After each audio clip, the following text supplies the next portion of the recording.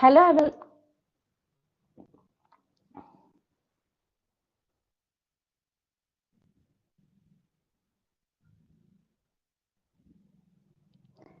Hello, everyone, and welcome to today's session.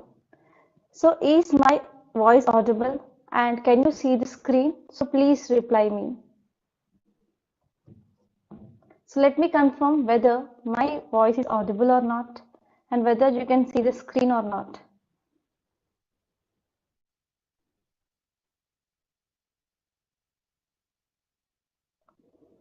Good evening, everyone.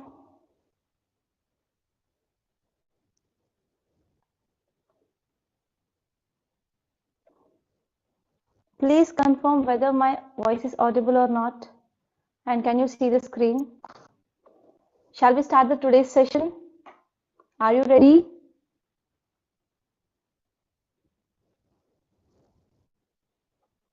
Okay, so let us start the session. And today's session, we are going to see how to approach this art and culture. So as we already discussed in our last webinar, so in that webinar, we discussed about importance of syllabus, importance of seeing previous questions, and even we discussed how to write mains answer and even essay, right? So in this today's session, we are going to talk about art and culture. Okay, so we are going to talk about art and culture. So why I'm picking up this art and culture? So if you open your syllabus copy, so in your syllabus copy, we will be having GS1, right? So first we will be having GS1. So in GS1, we will be having art and culture, we will be having modern history, and also we have post-independent India, world history, we have Indian society,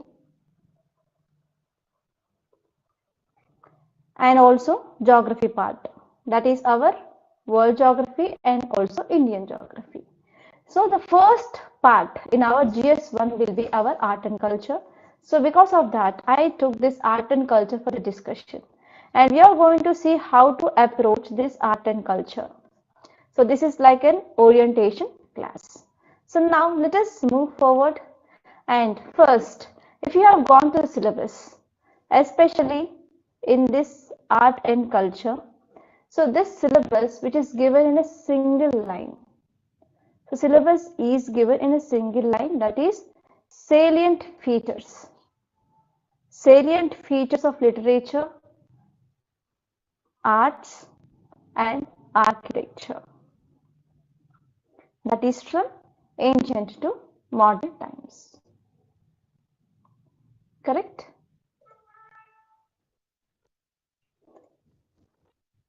Actually, there is a small technical issue. So please wait for 1 to 2 minutes so that this issue will be resolved.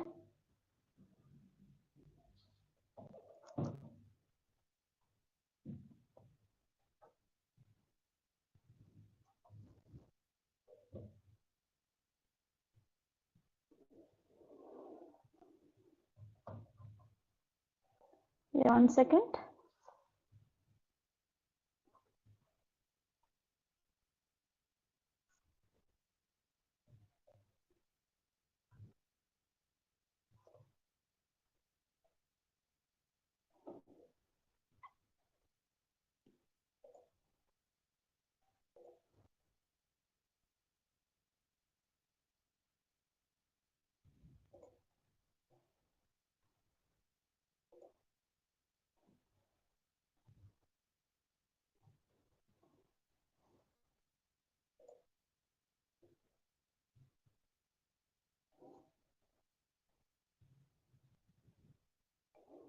I hope you can see the screen now, right? So please let me know. So please confirm this. Whether can you see the screen or not? I am asking about the full screen of PPT.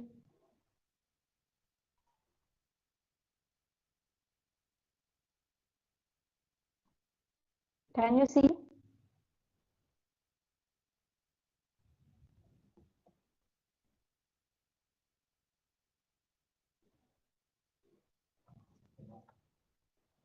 Can you see the full screen? I'm not asking about how it's look like in the PowerPoint.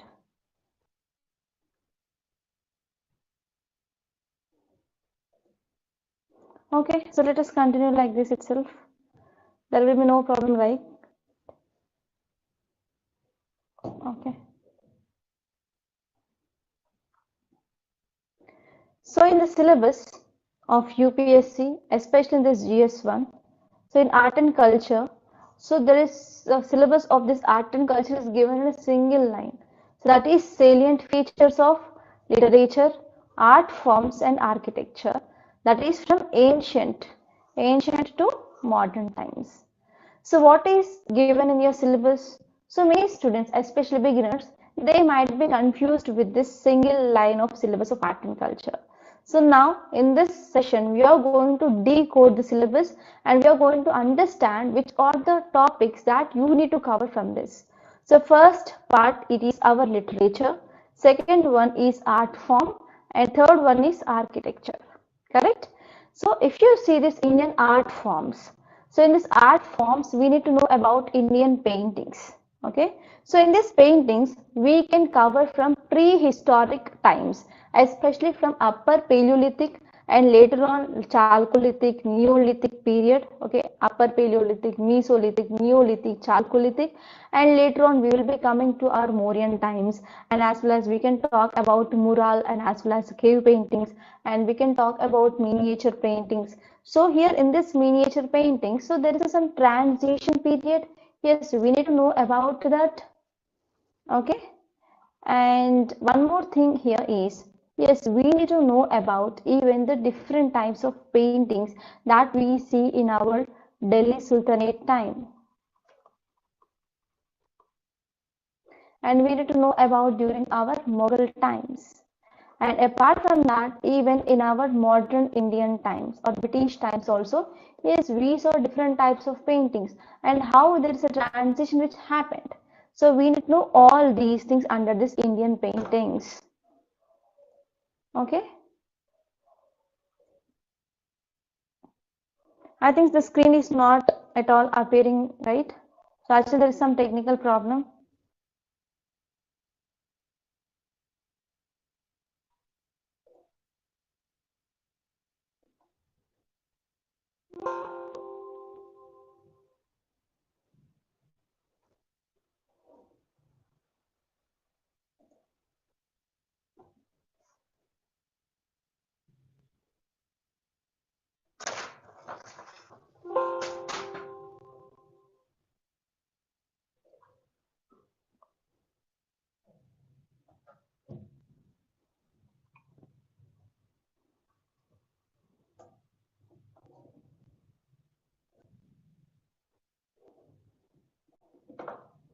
Just a second. Sorry for the inconvenience.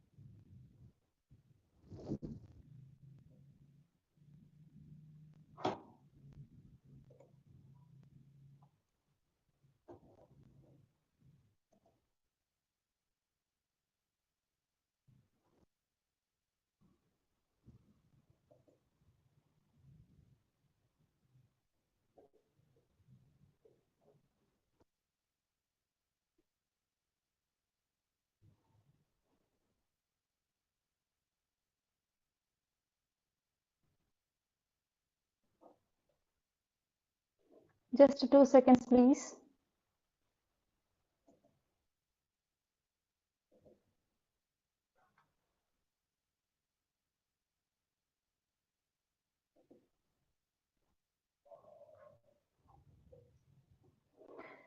Okay, so let me confirm, please. Can you see the screen now? That is a full screen so that we can start our session. So please let me know now.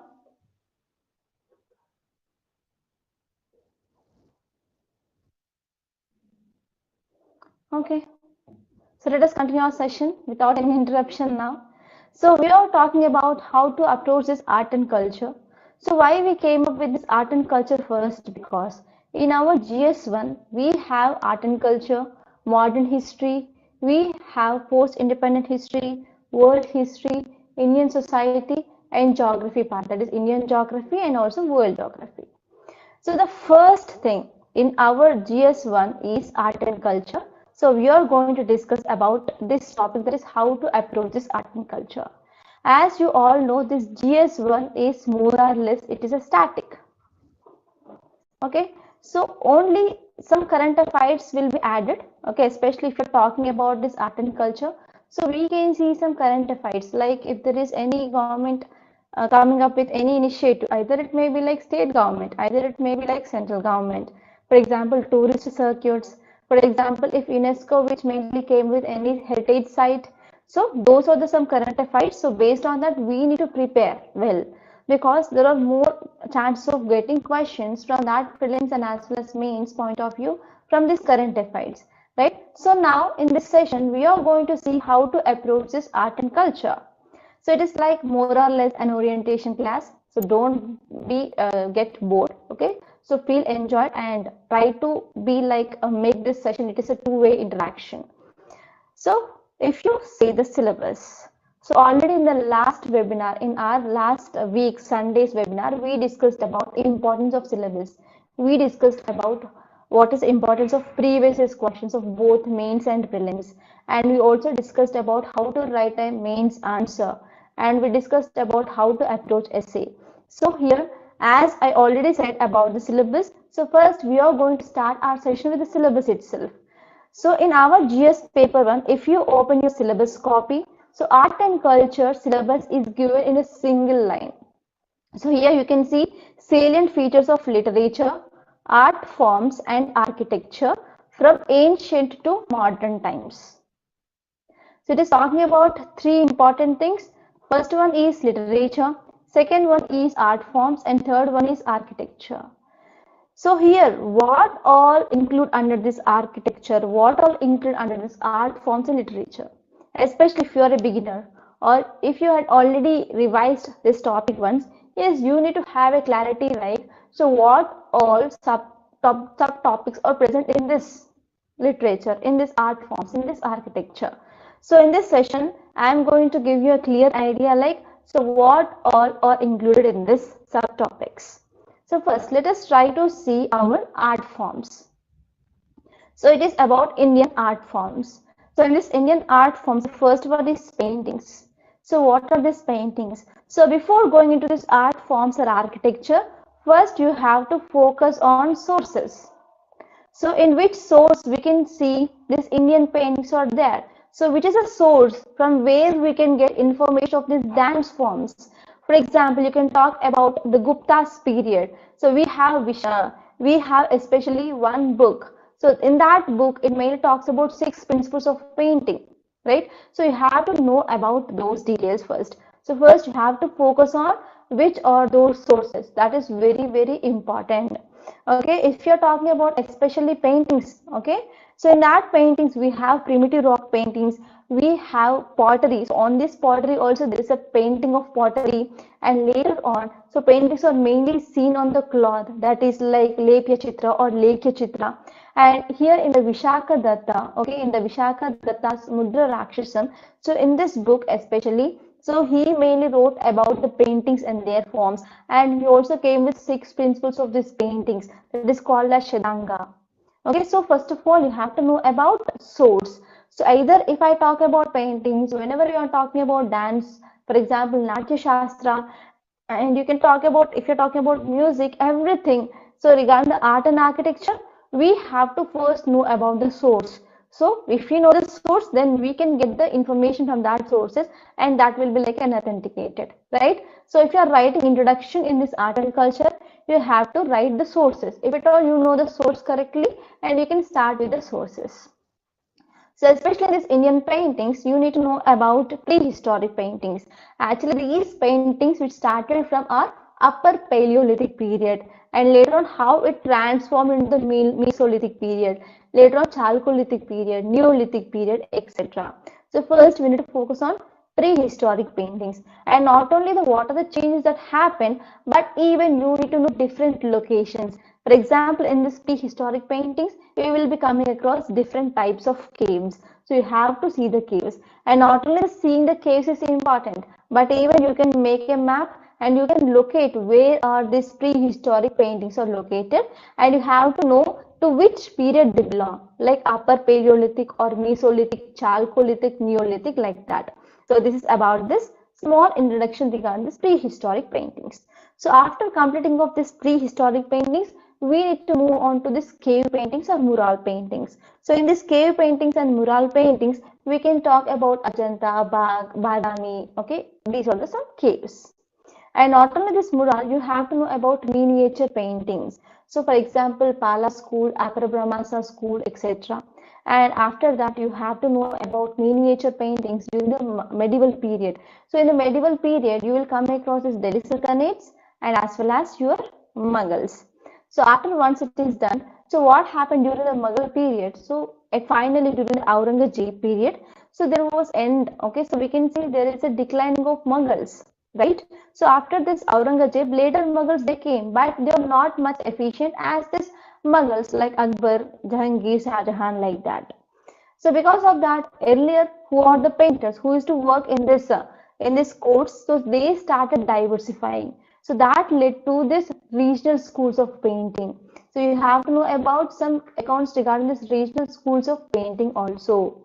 So for example, you can talk about Pahari school of painting, you can talk about Rajasthan school of painting and Deccan school of painting. Okay, so this is about painting. So after that, yes, after entering of Britishers into India, so again we came with a new style of painting. So you have to know about this modern painting also. And apart from this series, we also have folk paintings. So you have to know about the folk paintings as well. Okay, so this is about in detail regarding Indian paintings. And next one is about our Indian dance forms. Yes, we have folk dances and as well as classical dances. So in classical dances, we have 8 classical dance. For example, Bharatanatyam, Kuchipudi, Kathakali, Kathak, Mohiniyattam, Satriya. Okay, so these are some examples of this classical dance, and you have to know about what is the difference between one classical dance to another classical dance, and you have to know which state. Okay, so they came up with the which state, so that state is also very important, and you have to know some small differences. Okay, and this is about dance forms, and you have to know about the folk dances. So folk dance is important from your prelims. So there they will be giving you the dance on one side and they will be asking from which state. And next one is music. So in music, we have 2 types, Hindustani music and Carnatic music. And you have to know the difference between this Hindustani music and as well as Carnatic music. And next one is puppetry. In puppetry, we have mainly 4 kinds, string puppets, shadow puppets, like that. Okay, so you have to see, so to which state they belongs to, and some examples as well. And pottery. So this pottery is one of the interesting topic I can say. So we can understand how this pottery had been evolved. For example, first we have earthen pots and later on they started using wheels. Okay, and after using wheels, so there are different kinds of pottery that came into picture: black ware, red ware, black and red ware, and finally northern polished ware. Right? So in which period of time we see this type of pottery? And actually, first of all, they came with the pottery for especially the storage purpose, right? So earlier societies, they used to be the gathering and hunters, and later on they started agriculture. So based on their needs, so they came up with this different structures of pottery. So we have to know that. For example, we have perforated pottery and we have some long neck pottery. Okay, so we have to see in which period, so which kind of pottery that came into picture and what is the use of that pottery. And this one is theater. So theater is one of the important topic and you can get prelims questions from this topic. And this one is martial arts. So actually we can see some example like we can talk about Tangta, okay, which state.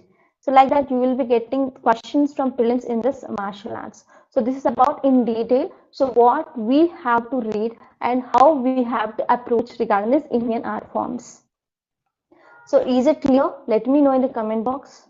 So is it clear so far? So let us move forward. If you have any doubt, so please let me know. Is it clear so far?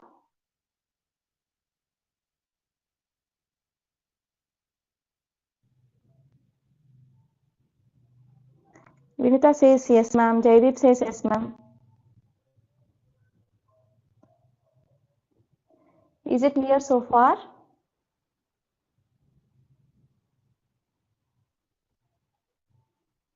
Please reply me fast because I don't want to waste your time. Time is very much precious. We can't get this time back. Kumar S says yes, ma'am. Sunny says yes, ma'am. Sunny says yes, ma'am. John says clear, ma'am. Lakshman, what is meant by theatre? So we'll be having different theatres. Indian theatre. For example, you can talk about drama, play, street plays, etc. That will come to the theatres. Okay, Satish says yes, ma'am. So let us move forward and let us try to talk about literature now. So in this literature, we need to know about ancient Indian literature. So in this ancient Indian literature, we have Puranas. Okay, so I think you might have come across this Puranas, right? And not only this Puranas, we can also study about our epics, for example, Mahabharata and Ramayana. And not only this, we can talk about Vedas. Vedas will also come under this Indian literature, right? So, for example, you can talk about our Vedas like Rig Veda, Sama Veda, right? Okay, so those things you can see in this literature. And next one here is classical Sanskrit literature. So in this classical Sanskrit literature, especially you can talk about Sanskrit dramas, Sanskrit poems, etc. Okay, so there are number of books regarding the Sanskrit. Okay, like Sanskrit dramas are there, Sanskrit poems are there. So Sanskrit dramas, some important poets or the people who wrote the Sanskrit dramas like Kalidasa. You can talk about Sudraka, Vishakadatta, Bhavbhuti, and as well as Basa. So those are the people who mainly focused on this Sanskrit dramas. And if you're talking about Sanskrit poetry, so you can talk about Harisena, and you can talk about Kalidasa, and you can talk about Jayadeva. Okay, Jayadeva's Gita Govindam. I'm not talking about the Telugu movie Gita Govindam. It is the poetry which was written by this Jayadeva. Okay, so you have to remember all this. And in the course, we are going to deal with each and everything in detail. And next one here is Sanskrit text. So talking about Sanskrit text, we have Dharma Sutras, we have Manusmriti, and also we have Arthashastra and Buddha Charitra, which was written by this Ashwagosha, etc. So these will all come under your Sanskrit text. So apart from this Sanskrit text, we are also having other works. For example, Charita. Charita, he wrote Charita Samhita. Susruta, he wrote Susruta Samhita. And Madhava, Varaha Mihira, Aryabhatta, etc. So those are important personalities in our classical Sanskrit literature. And if you're talking about literature in Pali and Prakrit, so this Pali and Prakrit, they are local languages, especially here Buddhist text and as well as Jainist text, which are mainly written in this Pali and Prakrit.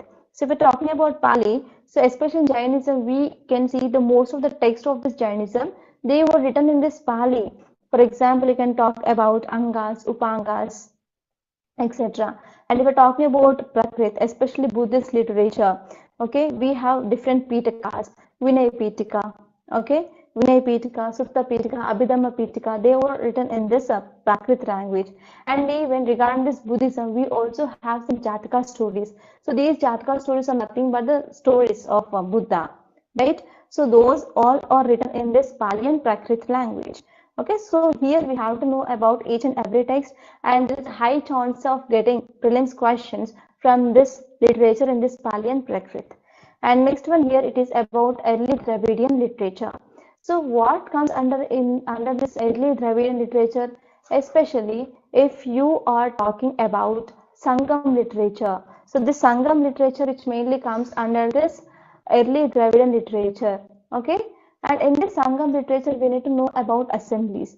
So there are three important assemblies: first Sangam, second Sangam, and third Sangam. And you have to know where they were held, that is the places, and you have to know what are the important additions or the removals that happen in these assemblies.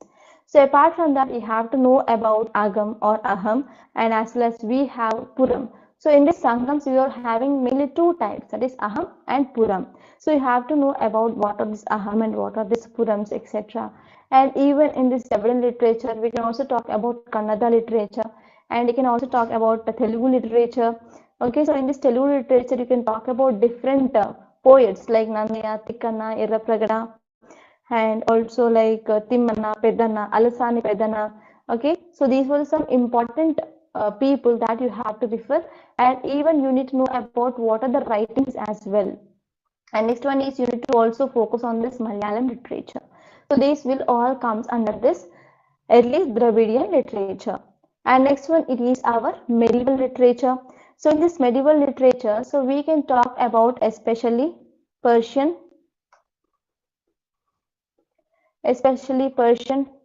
Urdu, and as well as Hindi.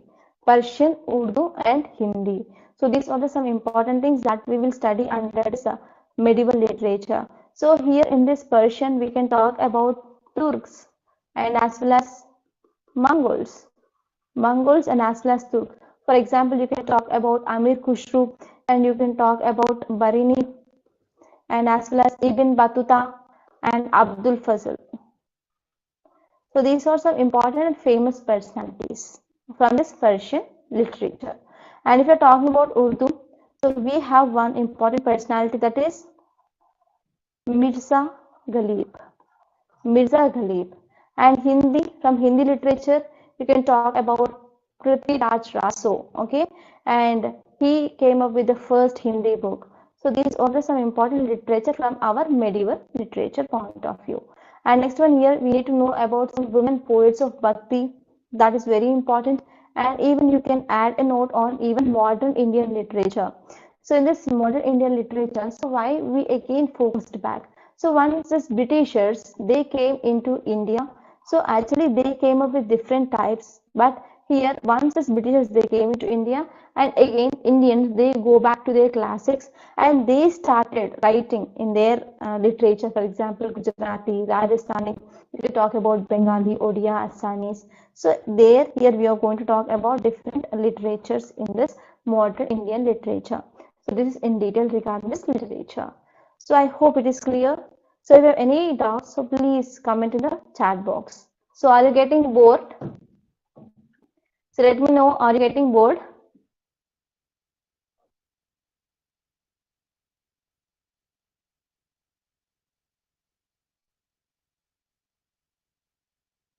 Are you getting bored?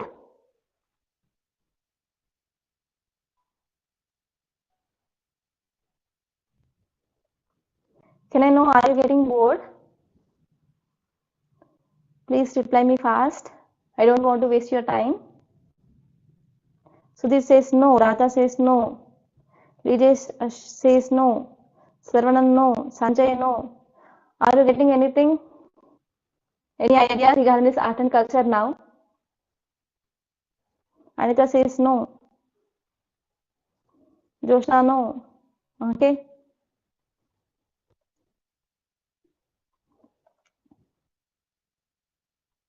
Are you getting a clear picture of art and culture now?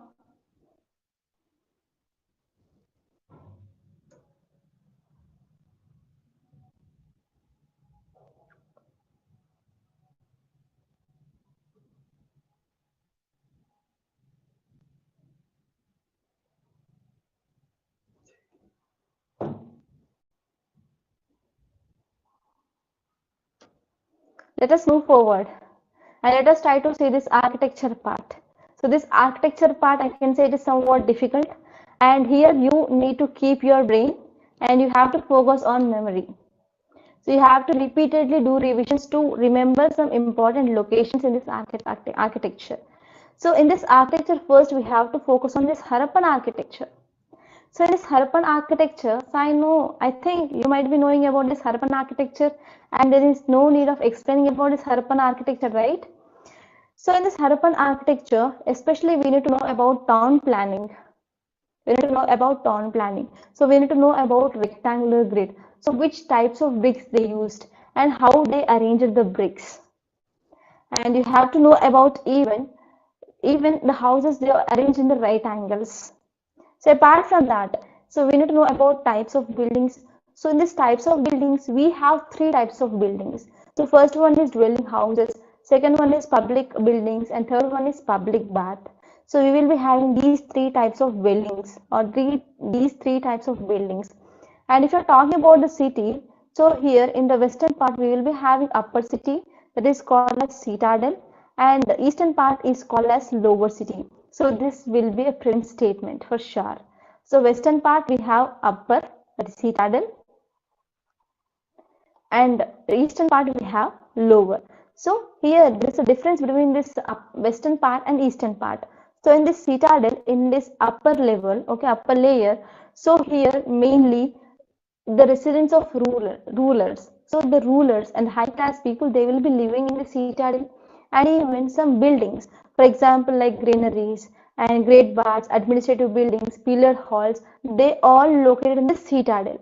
And if you're talking about this lower, okay, in this lower city, especially in this eastern part, so working class people, they will live in this lower citadel.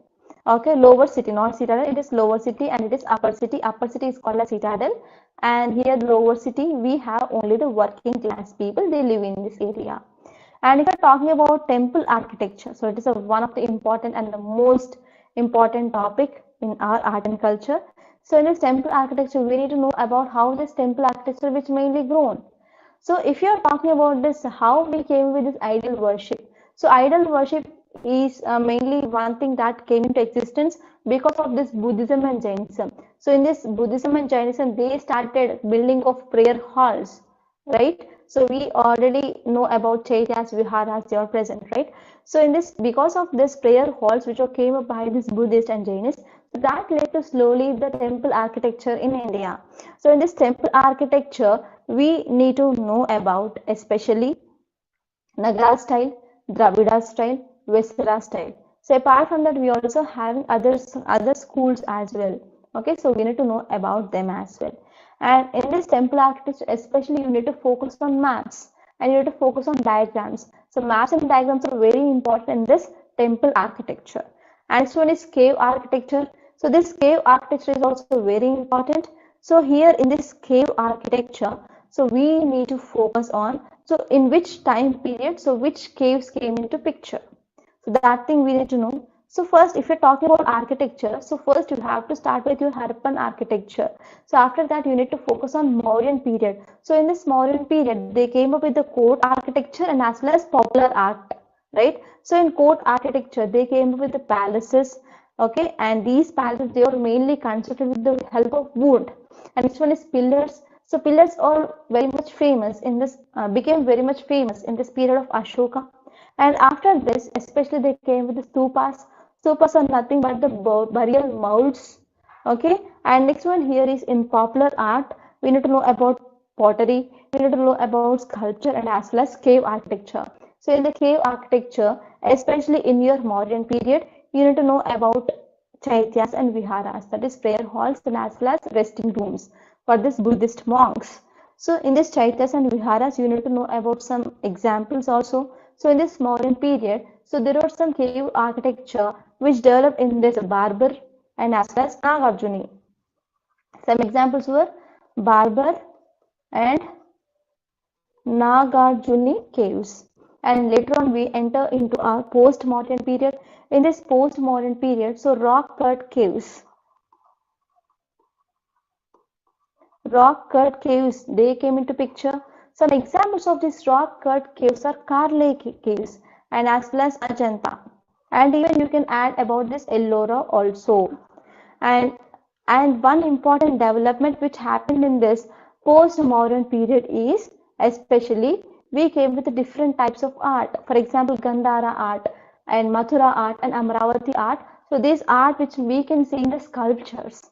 So you have to know about what is the difference between this Gandhara, Mathura and as well as Amravati. So this will be your main question, and even you can get questions from this topic in your prelims also. And after once this post-modern is done, so we need to move on to this Gupta art. So in this Gupta art, so we can see especially mural paintings in the caves. You can talk about Ajanta caves, you can talk about Ellora caves, you can talk about Bagh caves, and even you can talk about Junagadh, Nasik. Okay, so you have to see in which time. So there is a development of this cave or mural paintings that happened during this Gupta period. And actually, one important thing that you have to remember here is actually stupas they gain prominence during this modern period, but when it comes to this Gupta period, so this stupas there is a declining of preference to these stupas. So it is one more thing. And if you're talking about sculptures, there is one more feature which added in this Gupta period is they added cream colored sandstone. Okay, they added cream colored sandstone in this Gupta period. And if you're talking about temple architecture, so this temple architecture which mainly started in this Gupta period, especially, so we have first stage and we have second stage of development, third stage, fourth stage and fifth stage. And you have to see in which stage what development which mainly happened in this temple architecture. That is very important. Okay, so this is about Gupta art. And if you're talking about next one, that is a medieval art. Okay, so you need to know about medieval art. So in this medieval art, you have to focus on Delhi Sultanates. So what kind of changes that mainly done by this Delhi Sultanate and as well as Mughals. So we're talking about, if you go back to this temple architecture, as I said, we have different styles of temple architecture. So we have Dravida, we have Nagara, we have Vesara. So you can draw maps, okay, and you can show the exact location. So here in the northern area we have Nagara, and the southern part we have Dravida, and in middle India, that is in central India, we have the mix of both, that is Vesara. So apart from this Nagara, Dravida and Vesara, we also have other schools of temple architecture. For example, Hoysala art. So if you have visited any golden temple, you can see the star shape or stellate shape structure. So that mainly comes under this Hoysala art. And apart from that, you have to focus on Vijayanagara. So actually in 2018 or 2019, in prelims, there was one question, that is, so in which period Kalyana Mandapas came into picture? That is during this Vijayanagara. Okay, that belongs to this Vijayanagara temple architecture. And next one here is, you can also talk about even Pala temple architecture. So these all will consider your temple architecture. So I hope it is clear, correct? And if you move on to this medieval architecture, so here, yes, in this medieval architecture, it is also called as Indo-Islamic architecture. So in this Indo-Islamic architecture, so there were a number of changes that came up by this Islam. For example, they came with this trabeate structure. So they start using some precious stones, and what are the human figurines, animal figurines that we used earlier, so they were not used in this Islamic architecture. And next one here is, they started using minars. For example, Char Minar, right? So they started using minars, and not only that, so they focused on extensive entry of air into this the structures. Okay, they mainly focused on proper ventilation, and even they started charbagh style, and they also started decorating. Okay, they want to make their structures well and good, so they started using the water. Okay, water also, that means they started building of small tanks with they can store the water. And apart from that, they also use some jali system. So these are some important changes that we see in this medieval period.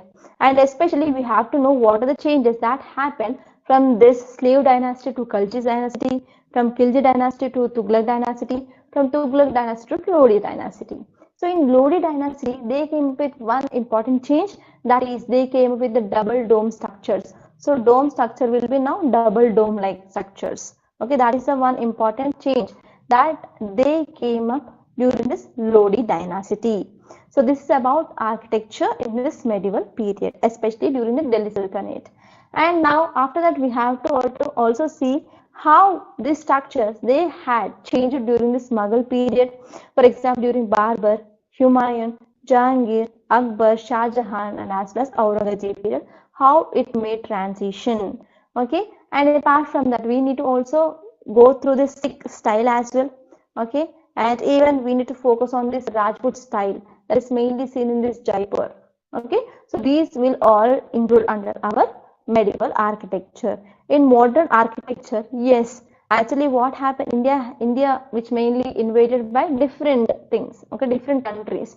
So for example, Portuguese, for example, French, for example, Dutch and Britishers, right? You have to know the order. So I hope you know the order, right? So because of this, yes, especially in some areas, so where there is Portuguese, they came and they settled. So in that area, we can see there's influence of Portuguese, okay, and especially we can see the influence of Portuguese in the churches of Goa. And if you're talking about French in the Puducherry, we can see the influence of the French there.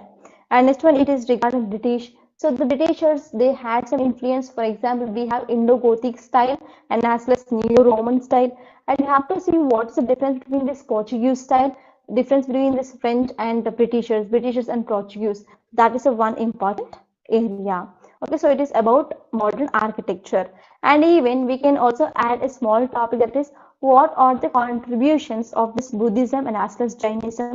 There we can talk about chaityas and viharas and even some rock cut caves. So in which case we can see different types of Buddha images, okay, and in which cave we can see the images of Jains. Okay, so that are very important things, and we have to also focus on that. And next one here, it is regarding colonial architecture. So in this colonial architecture, as I said, you have to know about Portuguese influence and French influence and Dutch influence. So these will include in our architecture. So this is about in detail about our art and culture and what to study in our art and culture. So because in syllabus we are having just one single line, so many of you might confused with this. So what we have to read? So these are some important topics that you have to read regarding this art and culture. Okay, I hope it is clear now. So let me know if you have any doubts. So please comment in the chat box. So try to do it fast.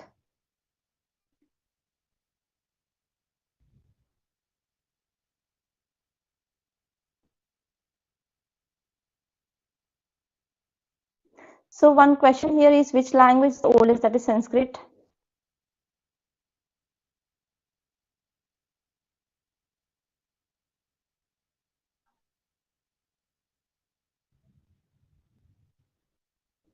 So if you have any doubts, so give your doubts in the comment section.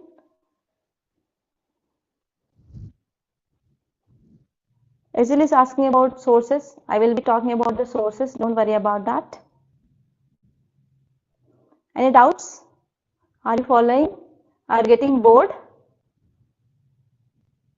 Satish says it's clear, ma'am. Doshna says clear.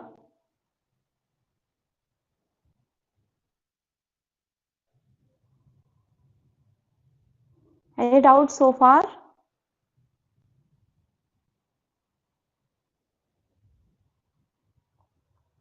Okay, let us continue. Shall I continue?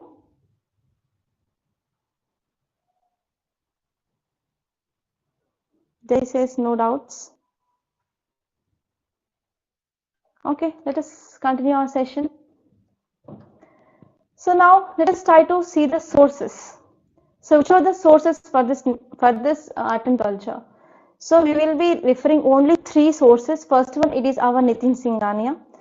So if you have a basic idea regarding this art and culture, so if you have already completed your NCERT 11th class, that is Introduction to Fine Arts, so if you complete that book, you can directly jump into this Nitin Singhania. So if you have not done this basic NCERT, means you have to go to this NCERT. It is like 90 to 100 papers books, so you can easily complete that.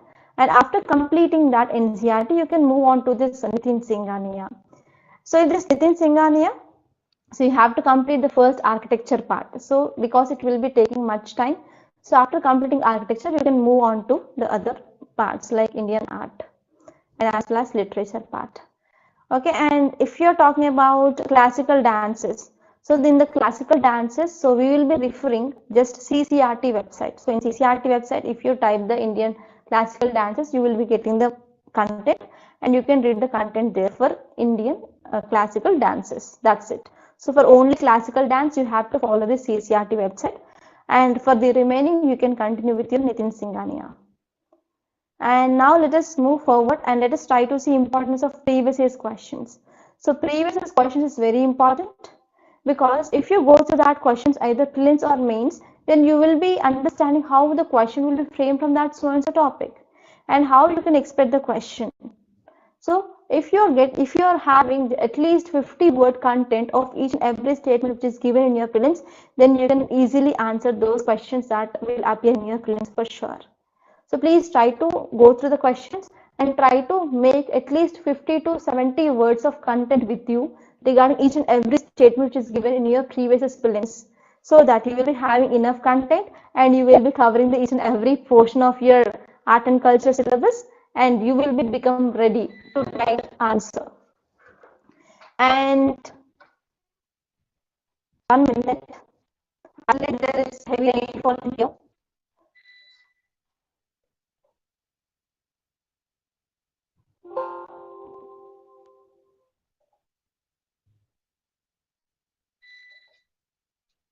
So 1 minute.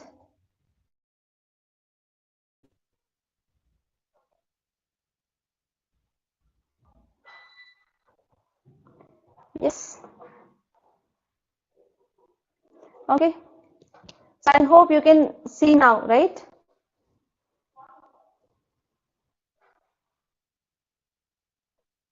Is it clear? So now let's come back and let us see what is the importance of this previous questions. So as I explained you, so what is the importance of practicing this prelims questions? And even regarding the mains, yes, you have to practice your mains question. Then only you can understand how the questions are asking, and you can also identify some important areas where here UPSC is stressing. So in which areas UPSC is stressing, then you can understand that. So practicing of previous prelims and mains questions are very, very important. And now let us try to see the current affairs part. So how this current affairs is important. Okay. So if we're talking about importance of current affairs, especially if there is any day, okay, especially if there is any day. So here Google will be showing that in the Google Doodles, right? So actually as an UPSC aspirant, so you will be typing, you will be using this internet, right?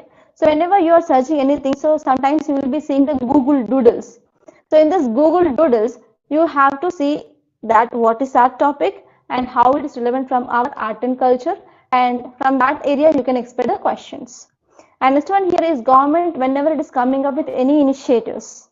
Okay, government whenever it is coming up with any initiatives regarding any programs, for example circuits, etc. So that part is important, and that from that area you can expect the question in your prelims and mains. And apart from that, if at all any UNESCO heritage site, so we'll be also studying about heritage, intangible and tangible heritage site. So if there is any declaration by UNESCO, so that topic will be important. And next one here, it is regarding if there is any Supreme Court orders or judgments, for example, recent Nanvapi case and recently Ram Janmabhoomi case. So that will be very important. Okay. And apart from that, so if you see the Republic Day, so we will be having parade. So in this Republic Day parade, so we will be having different themes from the different states. So that will become very important. Okay, you have to know about those. And next one is Padma Awards. So we will be getting Padma Awards in news. So from that Padma Awards also you will be getting questions.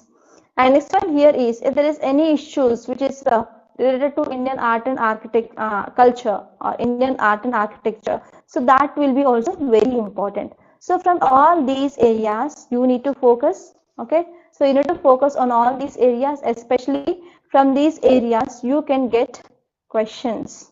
Okay. So from all these areas you can get questions. So you need to be prepared whenever you are reading current affairs. Yes, you have to keep in mind about Google Doodles and government initiatives, and as well as UNESCO sites and Supreme Court orders and judgments and Republic Day parades, Padma Awards, and some issues related to art and culture. And this one is what you have to do. So what you have to do, how you have to prepare for this art and culture.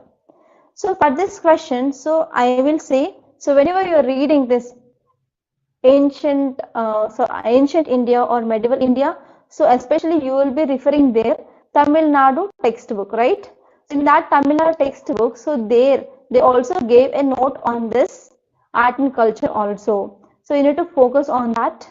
And apart from that, so whenever you are reading your Nitin Singhania or this NCRT, so try to make a notes. Okay, try to make a notes like, so and so architecture, where you can see. So in which cave? So in the cave also, in which cave, that is number. So second cave, 14th cave, 15th cave, 16th cave, like that.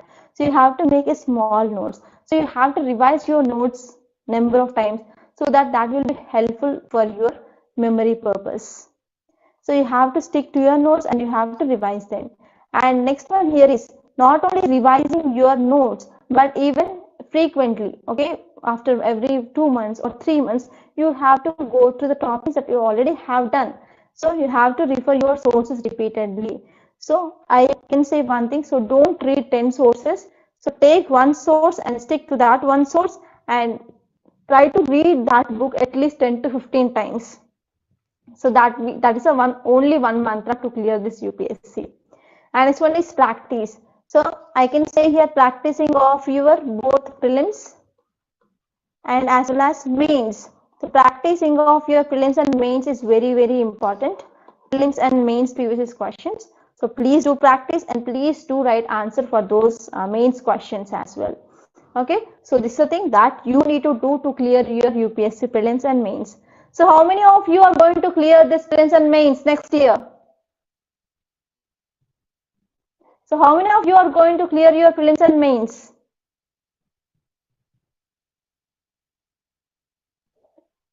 Please reply me for this question. So how many of you are going to clear your prelims and mains next year?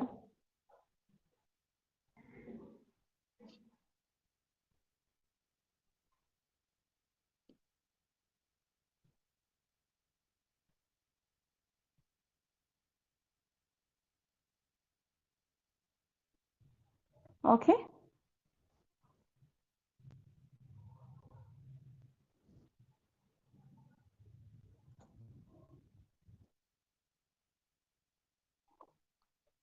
Okay.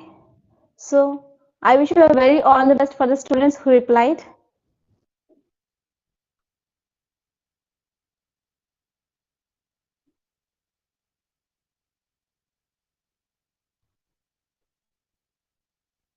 So how many of you are going to clear your prelims and mains this year?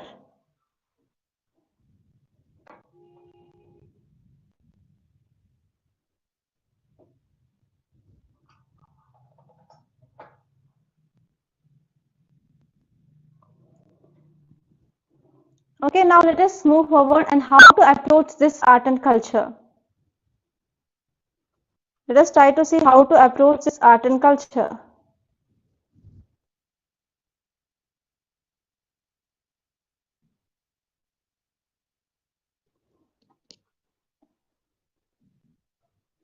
So the first and the foremost important tip here is you have to prepare maps. So maps is very important. So especially when we are talking about folk music, folk dance and theaters and classical dances and temple architecture. So you have to prepare the maps and you have to point out and you have to remember where that so and so temple is there. So everything you have to go for preparing of maps. And even for martial arts, okay, and even for this intangible culture heritage also, you have to prepare maps and you have to focus on maps. Okay, so in which areas you have to focus on maps? For example, folk music and temple architecture, dance, theaters, martial arts, etc. And next tip here is you have to prepare tables. So tables is very important. For example, if you're reading this temple architecture, you have to write about which temple architecture. For example, Nagara architecture. So you have to see in which area it is present, and you have to see in which time period it developed. And you can also write some examples. Not only examples, you can also write about for example, during which period the patronage is mainly seen. Okay, so during which period the patronage is seen. So in that way you can make a table here that will be very useful, and you can write about the names of their patrons. It is also very important, and this part will be also helpful in your prelims. And next one here is if you're talking about Bhakti and Sufi saints, you have to know about their names and you have to know from which state they came, and you have to know about in which period, and you have to know about which god, right? So this is very important, and you can prepare the tables here. And next one here is you can also prepare document with images. So especially if you're talking about folk dances, you might be forgetting them. So you can Google the images, and that images you can also include in your maps, and you can make some documents with the images, so that will be very helpful for your easy retrieval, and pictographic memory will be like long lived than compared to that of just reading and just by hearting. So try to see the images, okay, for example for the dances, etc. So in this way you can prepare for art and culture. So first one is you have to prepare your own maps, and you have to prepare tables, and third one it is regarding you have to prepare your documents. So how many students you are going to start this work? Let me know in the comment box. So how many students you are going to start with this work? So this is the additional work I am giving for you. That is, you have to prepare maps, you have to prepare tables, and as well as images.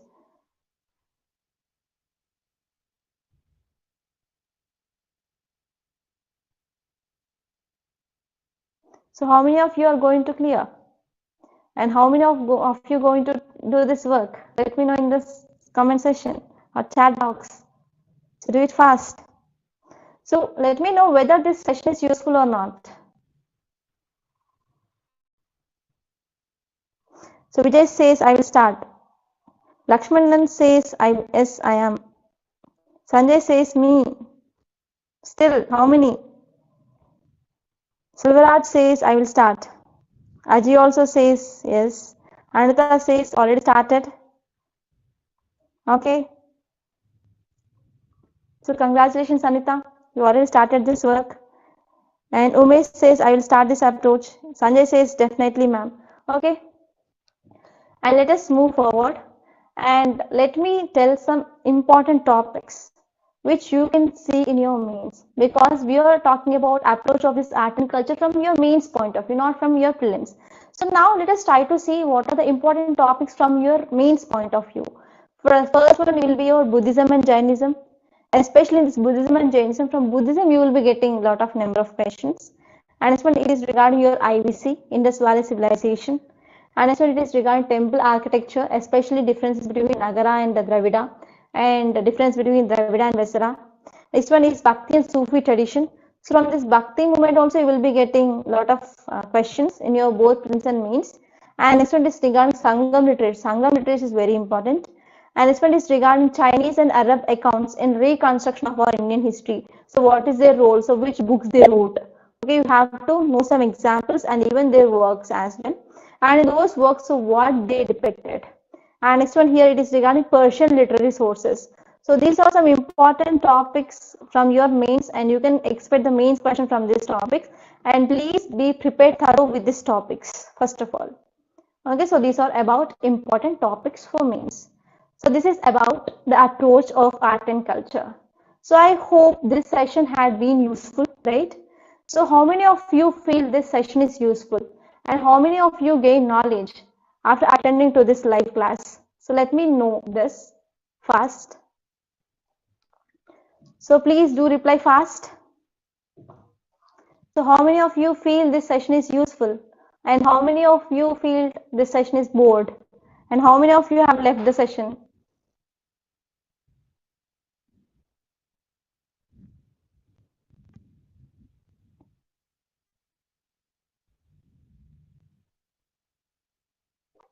How many of you feel this session is useful? Okay, many of you. So now let me introduce about this daily mains answer writing course. So in this course, so we are going to see each and every aspect of your syllabus from GS1, GS2, GS3 and GS4. So here in this daily mains answer writing practice, so we came up with a detailed schedule of 1 year. So we have 52 weeks of planning of this answer writing course. So we are giving weekly targets like 4 to 5 chapters a week. On based on the syllabus, we will be giving you daily one mains question, and we also provide you evaluation. And apart from this evaluation, we also provide you live webinars. So in those live webinars, we are going to discuss each and every question, and in how many ways we can write introduction, and what to be written in the body. So how to enhance your preparation, or how to enhance your presentation. For example, how to include maps. So which maps you can include. So how to include flow charts, and I will be giving you some tree diagrams. Okay, I will be giving you some charts. So this work will be done by me. So I will be sharing with you. So with that will be helpful for improving of your presentation.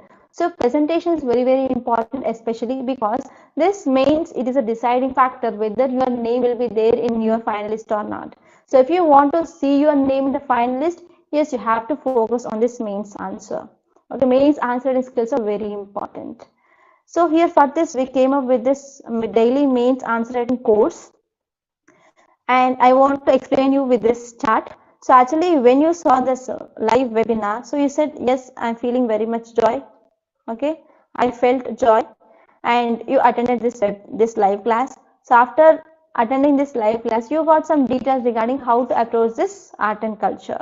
So you're in excitement. Yes, I got something, and I'm going to write answers every day. So after you begin execution, so you will be feeling like it is very, very hard, so I can't do this. Some people, they will be leaving this. Some people, they will be even forgetting like how to write an answer. So I don't want my students to come and settle in this stage like I suck. So you should be there and you should be progress like this, and finally you have to reach your goal of clearing UPSC. So how many of you are going to come with me to reach your goal? Okay, and you have to say, I'm glad I cleared this UPSC. Okay, how many of you want to see their names in the finalist of UPSC? So let me know in the comment box. How many of you want to see your name in the finalist?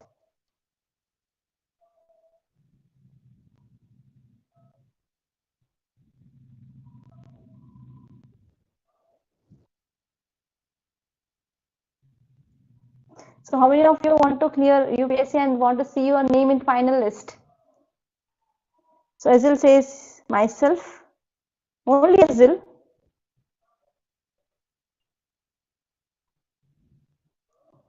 Sunny says me. Saronan says I'm glad. Maruti says me. Only 4 or 5 students. Pushpa says I want to see my name in finalist. Satish says my name. Sanjay says.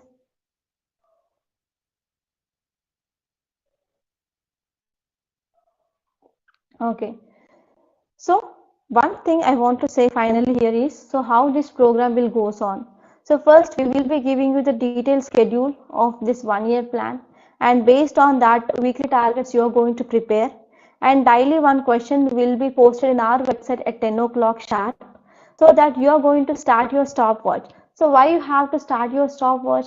Because initially when you're writing answer, it will be taking like more than 25 minutes for sure. So, but in your final UPSC mains, you will be having just 3 hours of time. And in this 3 hours of time, you have to answer 20 questions. That means you will be having 6.5 to 7 minutes. So, in this 6.5 to 7 minutes of time, you have to read question at least twice, and you have to write answer, and you have to underline the important points, and you have to recheck your answer. So, here you can think now like how much fast you should be. So that fastness you can get only through practice. So without practice, we can't get anything. So initially, we will be suggesting you to use the stopwatch. Okay, so initially it will be taking like 20 to 25 minutes of time. So within the 3 months, first 3 months, you have to decrease it to 16 to 18 minutes. And the next 3 months, you have to decrease it to 15 to 12 minutes. And next, you have to decrease it to 8 minutes for sure. Okay, so this is the plan of this program.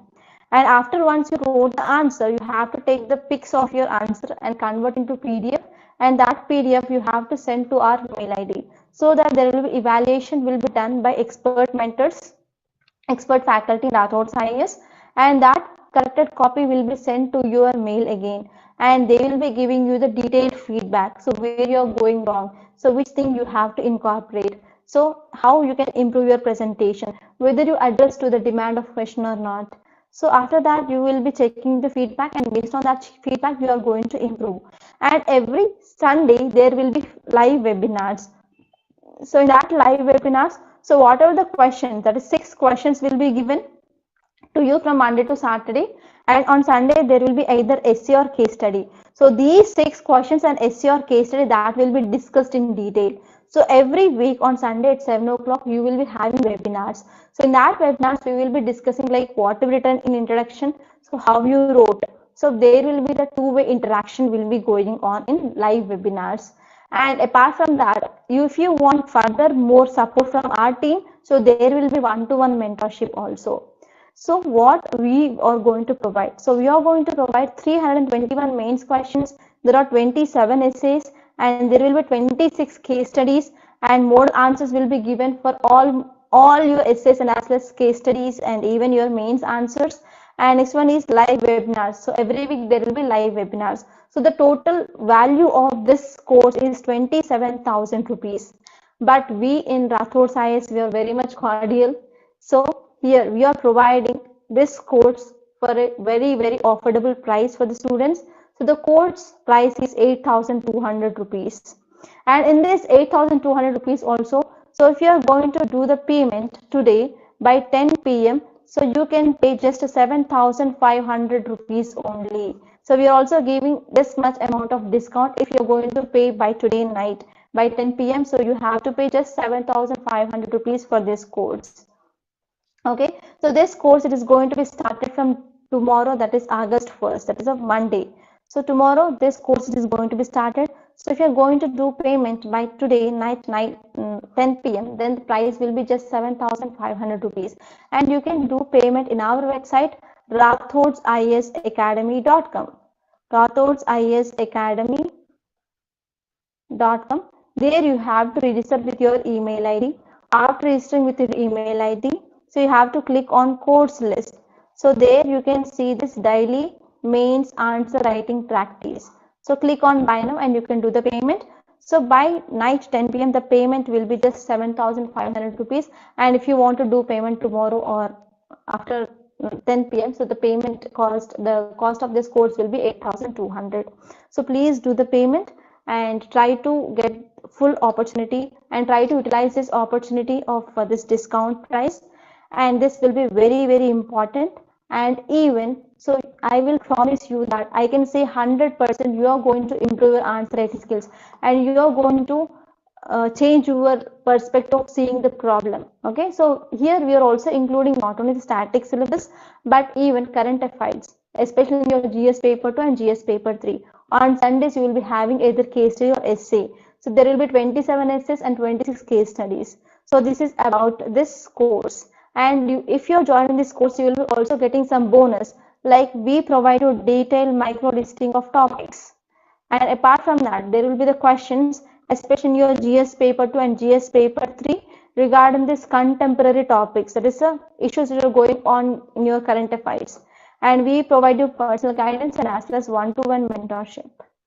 Okay, so this is about this course. So if you have any doubts, so please text me in the comment box and let me know how many students you are going to join this program now and how many students they want to clear this UPSC and want to improve your answer writing skills. So let me know here in the chat box.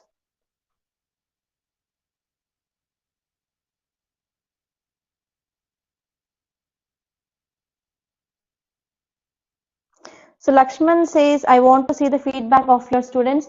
So I will be coming up with a live next week so that there I will be giving you the feedback of students.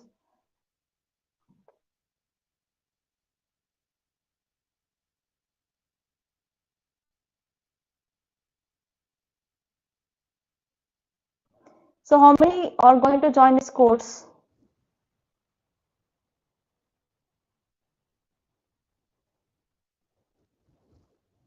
So if you have any doubts, please post me in this chat box and I will address your doubts.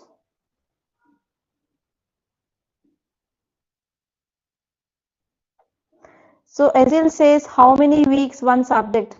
So here GS1 it is for 22 weeks and GS2 for 14 weeks and GS3 it is for 14 weeks and GS4 is for 5 weeks. Saranam says, ma'am.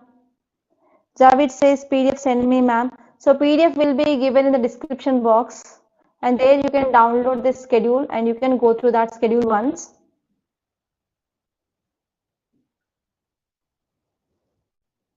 So any doubts?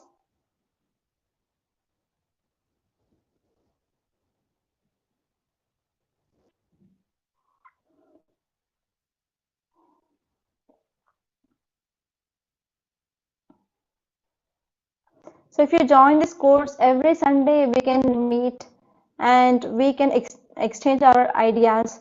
How can we improve? Okay, I will be giving you the ideas and I will be also sharing you maths, tables, graphs. So wherever it is necessary, I will be sharing the data so that will be helpful for your presentation wise, and that presentation will fetch you good marks in your mains.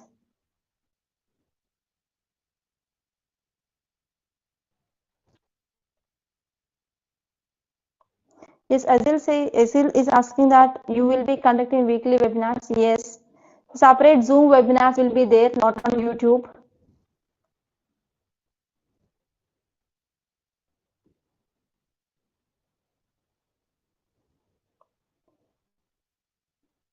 So if you have any doubts, so please text fast so that we can sign up.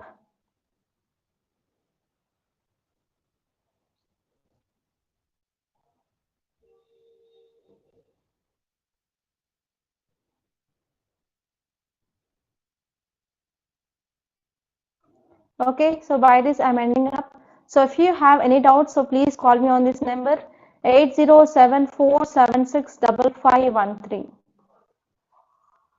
So this is also WhatsApp number. You can also text me on this number on WhatsApp. Okay, so by this I'm signing up. Thank you for joining us. Thank you so much.